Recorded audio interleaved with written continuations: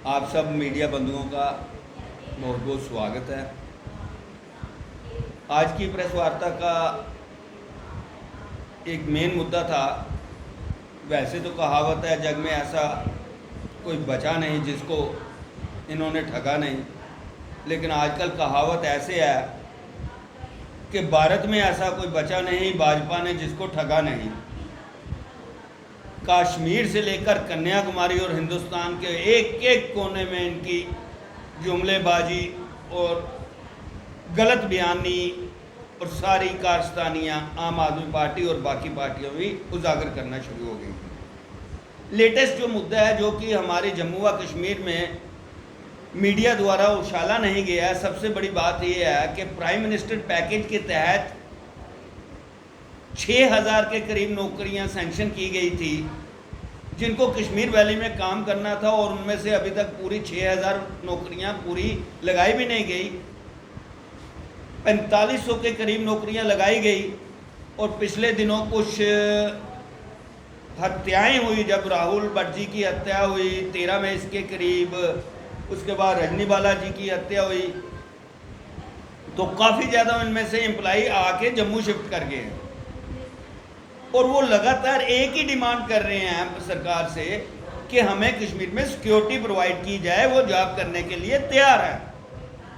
90 दिन होने को आ गए हैं, 90 से भी ज़्यादा दिन हो रहे हैं। एक तो उनकी सबसे बड़ी बात है सैलरी रोक दी गई है, 2 महीने से उनको सैलरी नहीं दी गई है।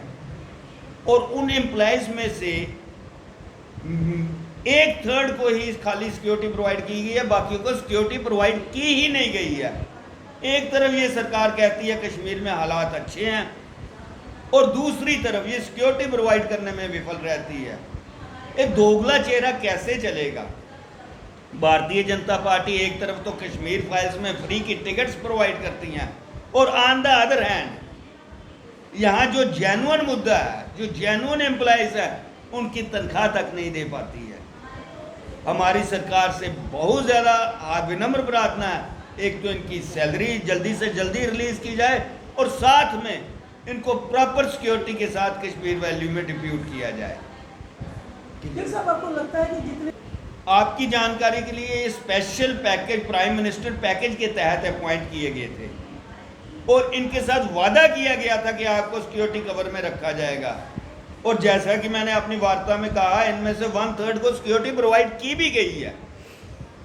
ऐसा तो नहीं चलेगा कि कुछ एक को एम्प्लॉइज को जो सिलेक्टिव पॉलिसी है उसके तहत सिक्योरिटी प्रोवाइड कर दी जाए और बाकियों को दी ना जाए।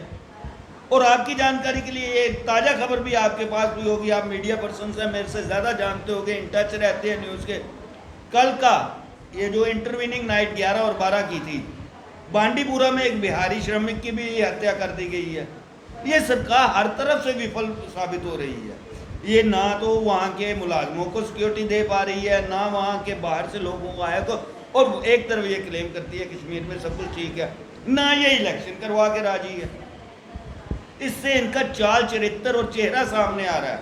ये सरकार ने एकदम धिक्कार है। बिल्कुल सही, आपने बहुत अच्छा क्वेश्चन किया। और आपको जानकारी के लिए ये बता दें कि इस सरकार को पता चल गया कि आने वाले दिनों में अगर हम चुनाव कराते हैं, ये एक भी सीट नहीं जीत सकती है, जिसका क्लेम मैं पहले भी करता था। 90 की 90 सीटों पे इनकी जमानतें जब्त हो जाएंगी। खोखले दावे साबित हो रहे? नेचुरल है, अब पब्लिक को साफ पता चलना शुरू हो गया।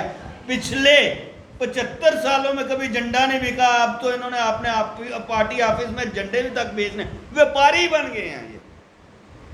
ये तो सरकार की है ही नहीं है, तभी तो इनको धिक्कार बेचते हैं। बात करें अगर मैं आपकी बात का शुरुआत से ही अपने बात की शुरुआत ऐसे की थी कि हिंदुस्तान में ऐसा कोई बचा ही नहीं जिसको भाजपा ने ठगा नहीं। ये जानकारी आपके पास टूट टूट के आ रही है, आहिस्ता आहिस्ता पता चल रहा है कि कोई भी ऐसा नहीं बचा जिसको इन्होंने ठगा नहीं है। में तो इतने साल झंडा चढ़ाया नहीं, अब तो कई जगह तो ऐसे आपको इंसिडेंट्स मिल रहे हैं कि झंडे के ऊपर ये अपना झंडा, भाजपा का झंडा चढ़ा रहे हैं। ये दिखावे के है, सिर्फ जुमलेबाजी कर सकते हैं, ये सरकार नहीं चला सकते हैं। साफ तौर पे आपकी बात बिल्कुल दुरुस्त है।